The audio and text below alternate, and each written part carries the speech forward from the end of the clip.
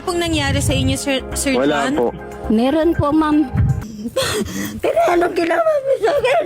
Lahat ng anong ginawa ko sa'yo. Pag-usapan Pero natin wala, ng maayos. wala kang narinig sa akin, panluluko.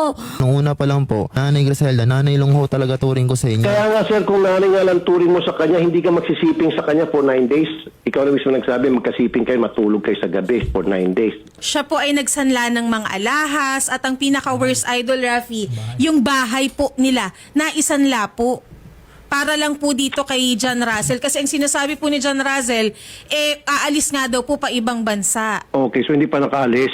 Okay, at ngayon, itong si Ma'am Crescencia, nakapagsanla na ng mga ari-arian at naibigay dito kay Russell nang sabi ni Russell gagamitin para pag-abroad. hindi pa Opo, po tama naka-abroad. po, Okay. Idol.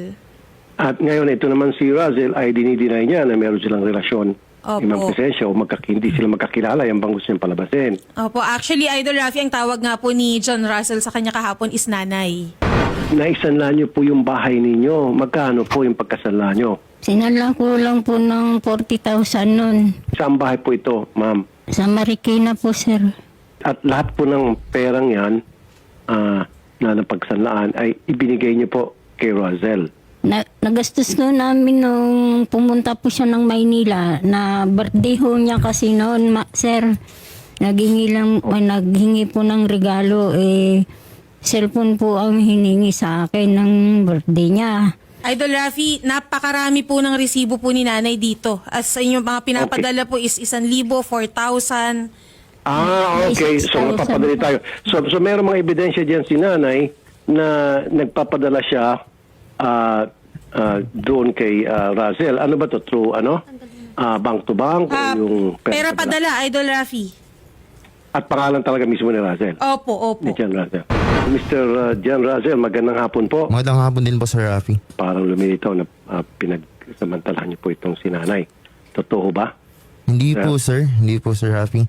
Maganda po kasi yun, Sir Rafi. Kaya po, pinatulfo ni nanay. Ay, actually po, wala po talagang kami. Siguro po misinterpret lang po niya lang po yung pagiging mabait ko siguro sa kanya minsan. Yun lang po. Pero wala po talagang kami. Hindi ko po siya niligawan. Ayun po. Kasi Hindi mo yung siniligawan at wala talaga kayo. wala po Okay. talaga. Kung wala Sir po Rafi. talaga kayo, sir, bakit kayo nag-upa ng bahay? Hindi po kami kasi yung sabi niya, sir, nung birthday ko, may bibigyan raw siyang regalo sa akin, sir. Ay sabi ko, ay nay, wala lang ba akong matitirahan, wala akong matutulayan. Sabi po ni nanay, siya na daw bahala sa boarding. Kaya doon po kami tumira. Kaya nga po, pinagsasamantalahan niyo siya. Ngayon, sir, kung talagang wala kayong relasyon o wala ka talagang balak na lokohin siya, perahan siya, sana po, sir, hindi niyo po tinanggap yung mga padala. I'm sorry, sir. Pero, Ang sinasabi naman po ni Nanay Crescencia, kaya niya po sinasabi na may relasyon sila, gawa po ng may nangyayari naman daw po kasi sa kanila. Kumbaga ginagawa. Yun naman pala eh. Opo. wala po, sir. I-deny mo Wala po yun, nay. Matagal na po tayo hindi nagkikita, nay. Sa akin naman, okay lang kung i-deny mo. Wala. Pero, sana kahit hindi mo aminin, meron naman nangyari kahit wala naman sa pilitan. So, dinideny mo na may nangyari sa Sir, wala po talaga, sir. Dinideny mo, bahala ka. Nag-live-in ho pala kayo ni nanay. Gaano katagal? Hindi po, sir. Hindi po kasi live-in po talaga, sir. Okay, kasi hindi live-in. Pero, nagsama kayo sa isang bubong for several days. Yes, sir. Kasi yes, sir. Kasi For wala pong several- matuluyan. Okay, so ilang araw po kayo nagsama sa isang bubong na si nanay ang nag-upa? 9 days po ata yun, sir. 9 days. Yes, sir. So, sa loob ng 9 days, magkasama kayo sa isang bubong at magkasipin kayo sa kama. Tama? Yes, sir. Yes, sir. Magkatabi po kami, sir. So, therefore, nag-live-in nga talaga kayo for 9 days. At magkasiping kayo sa kama. Dahil kung talagang walang kayong relasyon, walang kaano-ano at dinideny mo na nothing happened to you, in the first place, hindi ka sana sumama kay nanay sa isang bubong, lalo't pa for 9 days, magkatabi kayo sa kama at magkatabi kayo matulog sa gabi. Doon pa lamang indikasyon na yon na talagang may nangyari sa inyo. Ikaw ay tinatanggap mo si nanay sa buhay mo. Sir Rafi, Sir Rafi. Kapalit ng mga kabaitan niya at pagtutulong-tulong sa iyo. Kasi hindi ka naman kikisiping sa kanya, sir, kung ayaw mo talaga sa kanya. Sir Rafi? Nanay lang po talaga turing ko po sa kanya. Yun po yung sabi ko sa kanya nung una pa lang po, Nanay Griselda, nanay lang ho talaga turing ko sa inyo. Kaya nga sir, kung nanay nga lang turing mo sa kanya, hindi ka magsisiping sa kanya for 9 days. Ikaw na mismo nagsabi, magkasiping kayo, matulog kayo sa gabi for 9 days.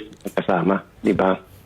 Hindi naman ako maniniwala sir na wala nangyari sa inyo doon. Wala po talaga, Sa loob sir. ng 9 days na yun. Sir, sabihin niyo po sa pagong yun. Huwag po sa akin. Hindi ako maniniwala. Kasi kung walang nangyari sa inyo, di ini-stop na sana na yung pagbibigay. The fact na continue siya pagbigay ng pagbigay kasi may nangyari sa kanya, nag-deliver ka doon sa in-expect niya. That's why she kept on giving more. Ganun lang po yun. Nangingi po ako ng tawad kay nanay, kung ano man po yung nagawa kong mali sa kanya, o kung ano po yung nararamdaman niya, naipasensya na ho, Nay, kung gano'n po yung nararamdaman niya, kung na-misinterpret niyo po yung kabaitan ko po sa inyo, kaya pasensya na ho, Nay. Kung ano po yung nahiram ko sa iyo, Nay, buwan-buwan po, magpapadala po ako sa inyo, Nay, para unti-unti po mababalik yung pera na ginastos niyo sa akin, Nay. Ayun po, Nay. Kaya pasensya na ho talaga, Nay. Sana mapatawad mo ako, Nay. Kung bayaran mo ako, Opo, nababayaran po kita buwan-buwan. paano ako makakasigurong magbabayad ka sa akin? Tiwala lang po kayo sa akin, Nay.